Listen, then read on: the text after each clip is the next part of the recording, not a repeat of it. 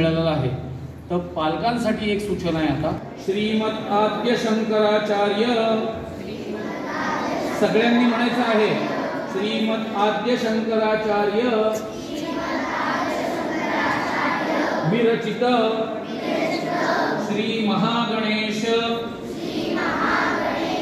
Pancharatna stotram